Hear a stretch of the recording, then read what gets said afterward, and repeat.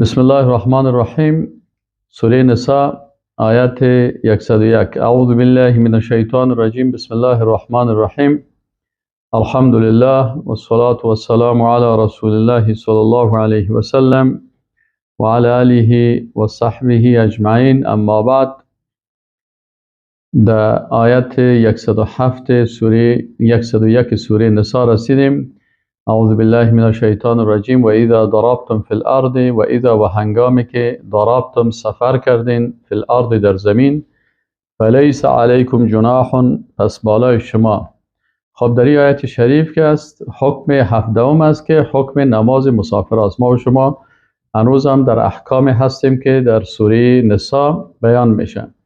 و اذا ضربتم، و هنگامی که شما سفر کردین، فی الارض در زمین، فلیس علیکم، پس نیست بالای شما، جناح گناهی، ان تقصروا، این که قصر بکنین. قصر یعنی نمازهای 4 رکعاته را 2 رکعات ادا بکنین. من الصلاه، از نماز، ان خفتم ان یفتنکم الذین کفروا، اگر شما در خوف بودین که ان یفتنکم، شما را در فتنه پرته، الذین، کسانی که کفر و کافر شدن.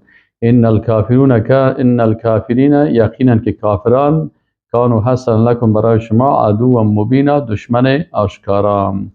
حکم 18 نماز خوف است. نماز خوف و نمازی است که مثلا مجاهدین وقتی که در جهاد میرن و در اینجا خوف دشمن میباشه که دشمن حمله میکنن، بنابراین اینا چی میکنن؟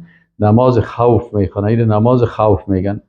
و اذا کنت فیهم، و انگامی که تو در بینشان باشی ای رسول الله صلی الله علیه و سلم، فاقمت لهم الصلاه و اذا، و هنگامی که کنت باشی ای رسول الله صلی الله علیه و سلم، فیهم در بینشان، فاقمت لهم الصلاه، باز اقامت کردی برایشان نماز را، فلتقم طائفه منهم معك، یک تا گروه از مجاهدین، یعنی مجاهدین 2 گروه تقسیم میشن، یک گروه از مجاهدین همراه تو می باشن در نماز.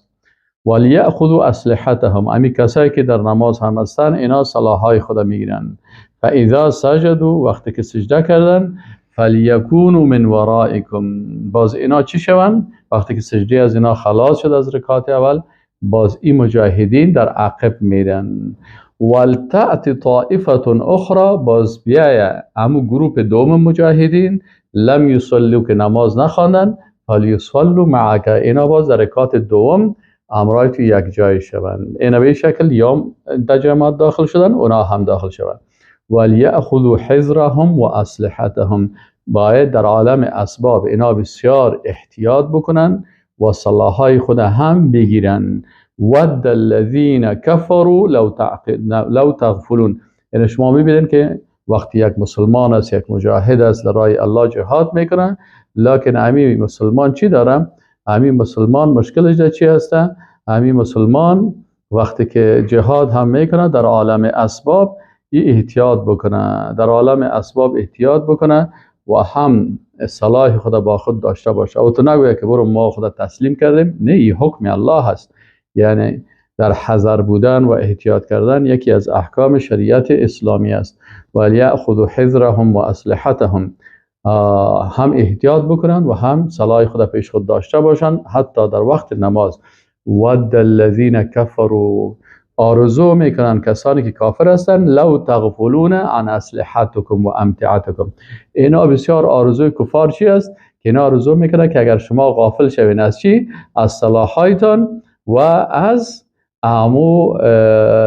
چی میگن، یکی سلاح هست دیگه، وسایل ضروری جنگی که است، این از مهمات که میگن، یعنی از سلاحایتان و مهماتتان شما چی شوین؟ شما از او غافل شوین. فیمیلون علیکم میلة واحده، یک دفعه این کفار خبیث بیان و بالای شما یک دفعه یک حمله دستجمعی بکنن، شما را نابود بکنن. این قسم آرزو میکنن. ولا جناح علیکم، و میگه گناه نیست بالای شما، این اگر شما ان کان بکم اذن من مطر، اگر شما کدام چی داشته باشین؟ مطر یعنی باران باشه، یعنی کدام پروایی نیست اگر باران باشه، باز تق زیاد کنین دیگه، تو باران باشه یا هر چیز باشه. ان کان من مطر او کنتم مرضى، یا مریض باشین، ان تضعوا اسلحتکم، ای که سلاحایتان بگذارین. یعنی مریض است، میتونه مریض سلاح خدا بگذاره، یا باران است مثلا سلاح خدا میگذاره و خذوا حذرکم. باز الله متعال میگه بسیار احتیاط بکنین. در این درس هم پیششتین بسیار محتاط باشین که می تطبیق و صدا و بیرون بر آمدن و حرکت کردن. یعنی شاگردای چی بگویم، هیچ شاگردی قسم نمی باشه که مثلا در درس که آمد باز دیگه زیاد سر و صدا بکنم. و خذوا حذرکم، احتیاطتان بگیرین. ان الله اعد للکافرین عذابا مهینا. الله متعال برای کافران عذاب بسیار توهین کننده را آماده ساخته است. حکم 19 هم که از حکم ذکر بعد از نماز است. یعنی که بعد از نماز انسان اتو نیست که مثلا تنها نماز ذکر یاد الله باشه، بس که فاذا قضیتم، الله متعال میگن فاذا قضیتم الصلاة، وقتی که شما نمازتان ادا کردین، فذکروا الله، پس شما الله را یاد کنین، قیاما در حالت استاده، و قعودا در حالت نشسته، و علی جنوبکم و به پهلویتان خفته، فاذا اطمأننتم، و وقتی که اطمینان بر شما حاصل شد، فاقیموا الصلاة، باز نماز بخوانین. ان الصلاة كانت على المؤمنین کتابا موقوتا. یقینا نماز که از بالای مؤمنان کتاب موقوتا یعنی فرض وقتی هست که باید در وقتش بخوانی. بعضی کسا که هستن بازی از صفات منافقات. صفات منافقات دو صفت بسیار خطرناک است از منافقات. یکی در نماز بسیار کسل و تنبل می باشن که در نماز آمد زیاد فاجعه میکشه و خسته می باشه و صداها از پیشش میره و بسیار حتی کسی که در پالیش باشه خسته میشه. این صفت منافقات است، احتیاط بکنین. دوم صفت منافقایی است که نماز میمانن خوب که آخر وقتش شد، مثلا نزدیک است که هفته و بشینه باز بعد از یا ما نزدیک قضایی است، نه اول وقت است. مثلا نماز پیشین این 12 و چند دقیقه نماز پیشین داخل میشه. حداقل انسان 12 و نیم، 1 بجه، 1:15 بخونه. ما که این نماز تا 2 بجه، 2 نیم بجه، 3 بجه طول میدیم. این درست نیست. چرا؟ فرض وقتی هست، باید در وقتش ادا بکنی. اگر بسیار سرت خوابی گپا میه، نماز تا بخوان باز بعد از برو به بستر خوابت. حکم 20 که از حکم سستی در جهاد است. الله متعال میگه ولا تهینوا فی ابتغاء القوم. شما در گرفتن کافرها که هست در جهاد فی سبیل الله سستی نکنین، یعنی شما احساس کمی نکنین. چرا؟ تو سستی از چی پیدا میشه؟ که انسان احساس میکنه که ما ضعیف هستیم. الله میگه ولا تهینوا، شما خدا بسیار ضعیف جلوانتین، به خاطر سست نشین در گرفتن دشمنا. ان تکونوا تعلمون، اگر شما احساس درد میکنین، یعنی شما زخمی میشین و شهید میشین، فانهم یعلمون، اونا از شما که زیاد درد میبینن. شما اگر امریکایی را یا روسا را در وقت جنگ میبینن، اما تا حیوانات وارد چیغ میزنن و خطا هستن. یک دانشان که زخمی شد و نفسشان ببرایم. الله متعال میگه که شما اگر زخمی میشین، شما مجاهدین موحد اسلام، وقتی که شما زخمی میشین یا به شهادت میرسین، اونا هم درد میگیرن و تو درد دارن، از اونا کشته میشه مردارایشان که سعی کنی که همه تو گریان میکنن و چیغ میزنن. یهودی یا صهیونستا رو ببینین چه قسم سر مردار شدگی های خدا تو جگرخون هستن. این هم کلانایش میاد نگاه یکی دیگه خدا بغل میکنن همه تو سر مردار شدگی های خود که بوی میده، بسیار جگرخون هستن. و ترجون من الله. لکن فرق شما چی هست با اونا؟ فرق مجاهدین موحد با کسایی که به خاطر وطن، به خاطر بیرق، به خاطر قوم، به خاطر لشکر طاغوت و کفاری که می جنگن، مرتدینی که می جنگن، فرق شما با امرای از اونا چی هست؟ و ترجون من الله ما لا یرجون. شما از الله چیز را توقع میکنین که اونها توقع را ندارن. شما جنت تقاضا میکنین. ما شما گفتیم نه که شهیدا چی وقت است؟ شهید مجرده که همین مجرد اولین قطره خونش که میریزه تمام گناه های شهید پاک میشه. چقدر خوب است که الله متعال بر انسان شهادت حاصل بکنه و کل گناه هایش بخشیده باشه. و وقتی که شهید میشه، در این لحظه که ملک الموت میه، پرده غیب که برداشته میشه برای شهید چی هست؟ این کسای دیگه که هستن که پرده غیب برداشته شد و میبینه که ملائکه عذاب هستن با چیزا آمدن، اما با چیزای خطرناک و میخوان روح بگیرن. و اما شهید که است، اولین مرتبه که پرده غیب برداشته میشه و روح قبض میشن، این جایگاه خود در جنت میبینه. سبحان الله. الله متعال میگه و ترجون من الله، شما مجاهدین موحد از الله چیزهایی را میخواین. چی را میخواین؟ جنت. مغفرت الله، رضایت الله، درجات بسیار بلند. یار شما میخواین ما لا یرجون، چیزایی را که اونا امیدوار نیستن، اونا میفهمن که همین مردار شدن هلاکت است. اولین مرتبه که در پرده غیب برداشته میشه از مقابلشان، جایگاه خدا در دوزخ و عذاب میبینن. و کان الله، و الله سبحانه و تعالی هست علیما بسیار عالم، حکیما بسیار با حکمت. یعنی علیم بسیار عالم است و از هر ذره ذره اعمال انسان ها خبر است. و حکیما، و ذات هست حکیم، یعنی حاکم، حکم کننده با حکمت. حکیم چی معنی؟ یعنی احکام الله تعیین میکنه، حکیم است. اگر قانون کسی دیگر را قبول کردی، یعنی صفت حکیم الله را قبول نکردی. کسایی که قانون اروپا و امریکا را قبول میکنن، چرا الله حکیم است، یعنی تعیین کننده احکام است. و حاکم است، یعنی در دنیا و آخرت قضاوت میکنه. و قضاوت و حکم الله چی است؟ با حکمت است. این معنای نام الحکیم الله است، یعنی حکم کننده، تعیین کننده و قضاوت کننده با حکمت. سبحان الله، چقدر نام الله سبحانه و تعالی زیبا هست. و کسایی که حکم طاغوت قبول میکنه، باز به این نام الله کافر میشه. حکم 21، قضاوت و فیصله مطابق ما انزل الله است. الله متعال میگه انا انزلنا الیک الکتاب، ما نازل کردیم بر توی رسول الله صلی الله علیه و سلم کتاب را. به چی نازل کردیم؟ بالحق، به حق. برای چی نازل کرده؟ اینجا لام تعلیل است. کسایی که میگه ما مولوی هستیم، عالم هستیم، نحو را میفهمیم، اینا میخوایم تشریح میکنن. چه قسم میگه؟ میگه الله متعال میگه که انا انزلنا. اول الله متعال ضمیر جمع به خود استعمال کرد. الله ذات یگانه هست. چرا ضمیر جمع استعمال کرد؟ گفت انا انزلنا. این اسلوب عربی است که در زبان عربی وقتی که یک کس وقتی عزت و قوت معلوم میشه، باز اونجا ضمیر چی استعمال میکنن؟ جمع را. مثلا هارون رشید وقتی که بر پادشاه روم خط نوشته میکرد، نوشته نمیکرد که انا هارون الرشید، ما هارون رشید، میگفت نحن هارون الرشید، نحن. این اسلوب چی است؟ این اسلوب است که بسیار هم بزرگی و قدرت و قوت نشان میده. هارون رشید میگه یعنی ما تنها نیستم، ما با لشکری که دارم، با قدرتی که دارم، با قوتی که دارم، اینا نحن. الله متعال وقت ضمیر جمع به ذات با عظمت خود استعمال میکنه، قدرت و قوت خود بیان میکنه. یعنی این قسم ترجمهش میکنیم که الله میگه انا ما با قدرت و عظمت و جلال خود انزلنا، نازل کردیم الیک به سوی تو ای رسول الله صلی الله علیه و سلم الکتاب، کتاب را، قرآن عظیم شان بالحق، به حق. خب اینجا لام آمده، لام برای چی معنا میده؟ این لام چی میگن؟ این لام تعلیل میگن، یعنی علتش بیان میکنه.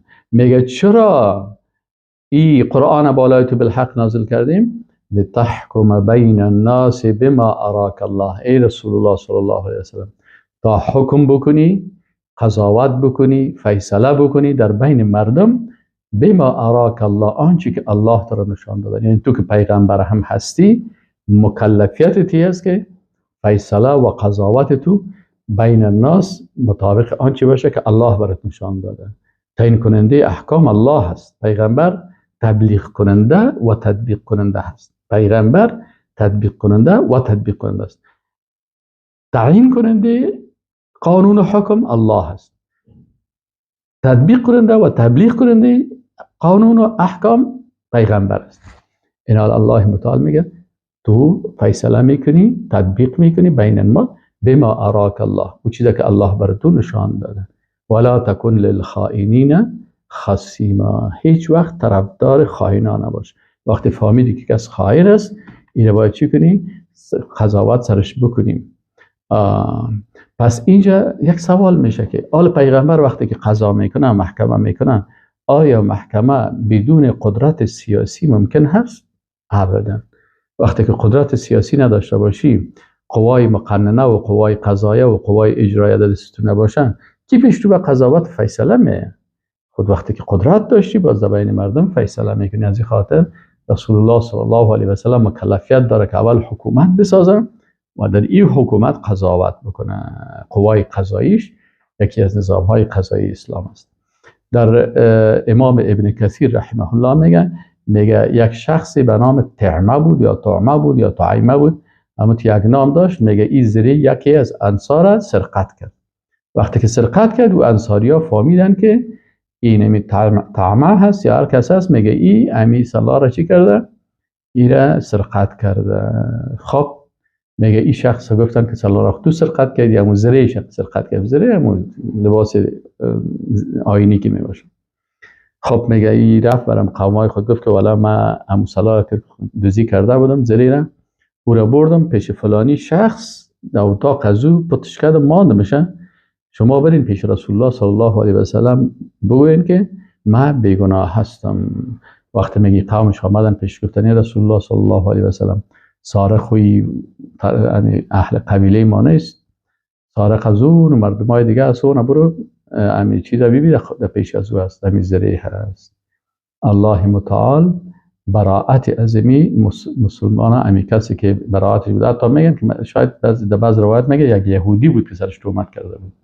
اینجا عدالت اسلام نشان میده. حتی امی یهودی که در اونجا بود، لتحکم بین الناس بما اراک الله، بین مردم فیصله بکو قسم که الله تو را نشان داده. الله برش نشان داد که اینجا چی است؟ اینجا خائن، جنایتکار، ظالم کس امی شخص است.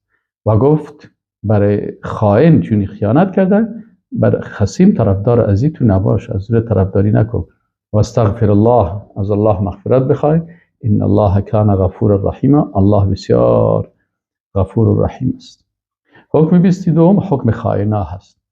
که تو خائن چه قسم باید نظام اسلامی چه قسم معامله بکنه؟ ولا تجادل عن الذين يختانون. الله میگه که تو مجادله یا طرفداری نکو از کسانی که خیانت میکنن. انفسهم، اینا خیانت با کی میکنن؟ با نفس خود خیانت کردن. ان الله لا يحب، الله دوست نداره من کان خوانا اثیما، کسی که بسیار خیانتکار و گناهکار باشه. امام طبری رحمه الله میگه یخونون انفسهم، یا که خیانت میکنن اصلا خیانت به نفسای خود میکنن. یجعلونها خبونة بخیانت ما خانوا من اموال من خانوه ماله و هم بنو ابیرق. امی بنو ابیرق بودن. بنو ابیرق همی کسایی بودن که از اون مطعمه از قوم ازو بودن. این میگه لا تخاصم عنهم من یطالبهم بحقوقهم. ای رسول الله صلی الله علیه و سلم از قوم از اینا دفاعش نکنی وقتی که کسای حق خود از پیش از اینا میخوان با آنچه که اینا خیانت کردن. هیچ وقت یستخفون من الناس، این مردم اسرار پت میکنن از الله، آنچه که اینا پیش خود شبکی و آمد و یاد بین خود فیصله کردن. میگه این اسرار اینا پت میکنن، میپوشانن، پت میکنن از مردم. ولا یستخفون من الله، اینا را مخفی کردن نمیتونن از الله. و هو معهم، و الله با امرایشان است. اذ یبیتون ما لا یرضى من القول، چرا که وقتی اینا شبکی چیزهایی را میگفتن، اقوال را میگفتن شبانه. اینا شبکی بات یبیتو چی معنی؟ یعنی در شب چیز را انجام داده، او را باته میگن. یعنی الله متعال میگه وقتی که اینا شب سخنهایی را میگفتن که الله از او راضی نیست، الله همراهشان بود، الله خبر است که اینا شب بین خود چی فیصله کردن و چی گفتن. یعنی فیصله کردن که ما میریم به دفاع از این تهمت سر کسی دیگه میکنیم. و کان الله ما یعملون محیطا، این خیانت است و الله متعال با آنچه که اینا میکنن بسیار علمش احاطه داره، کلش الله میفهمه. از الله پوشانده میتونی یا شب یا روز یا تنهایی یا نه. ها انتم هؤلاء جادلتم عنهم، باز الله متعال چی میگه؟ میگه شما مثلا از اینا دفاع کردین فی الحیات دنیا، در زندگی دنیا شما این سارقه براعت دادین، هم سرقت کرد و هم تهمت کرد سر مظلوم. پس امی دزده، امی سارقه که هم سارق است هم دزد است و هم در پالوی ازی تهمت کننده هست، بهتان سر یک انسان مؤمن دیگه. اینا میگه شما از این دفاع کردین در زندگی دنیا. فما یجادل الله عنهم یوم القیامه، کی میتونه دفاع بکنه در پیش الله در روز قیامت از این شخص؟ اما یکونو علیهم وکیلا، کی باز وکیل مدافع ازی میشه؟ کی باز ازی چی میکنه؟ ایره یاری میکنه و ایره حمایت میکنه و حفظ میکنه. کی میتونه وکالت ازی را به دوش بگیره؟ هیچ کسی نمیتونه در مقابل الله. پس نکنین در دنیا هم ظلم و جنایت نکنین که عاقبت خراب داره. حکم 23 حکم مغفرت از گناهان است. یعنی الله متعال میگه و من یعمل سوءا، اگر یک کس اشتباه کرد، گناه کرد، غلطی کرد، او یظلم نفسه، یا بالای نفس خود ظلم کرد یعنی سوءا بدی بر کسی دیگر رساند و ظلم بالای نفس خود کرد، به خاطر که انسان وقتی که گناه میکنه گناهش به خودش تعلق میگیره، دفتر اعمال خودش نوشته میشه. ثم سپس امی کسی که گناه کرده و ظلم بالای خود کرده، ثم یستغفر الله، باز از الله مغفرت بخواه، یجد الله غفور رحیم، چقدر الله ذات مهربان است. میگه الله را غفور، بسیار بخشش کننده گناه ها به هر کمیت و کیفیتی که باشه، رحیم بسیار مهربان میافه. پس این میبینه که الله بسیار غفور و رحیم است. حکم 24 نتیجه گناه را میگه و من یکسب اسما، و اگر کسی گناهی میکنه فانما یکسبه علی نفسه، پس این امی گناه را بالای خود میکنه. من عمل صالحا فلنفسه و من اساء فعليها، کسی که خوبی میکنه برای خود میکنه و کسی که بدی میکنه برای خود میکنه. و کان الله علیما حکیما، و الله متعال ذات بسیار عالم و باخبر است و حاکم با حکمت است. حکم 25 حکم بهتان و تهمت بیان میکنه. و من یکسب خطیئتا، اگر کسی یک گناه میکنه، خطا میکنه، او اسم یا گناهی میکنه، ثم سپس یرمی بهی بریئا، باز به این گناه یک بیچاره، یک کسی که او بیگناه هست او را متهم قرار میده، یا این گناه را خودش میکنه باز تهمت میکنه سر یک کس دیگه، فقد احتمل بهتانا و اسم مبینا، این دو گناه کرده، هم بهتان کرده، این بسیار جزای خطرناک داره، و اسم مبینا و گناه آشکارا هم کرده. حکم 26 حکم اذیت رسول الله صلی الله علیه و سلم.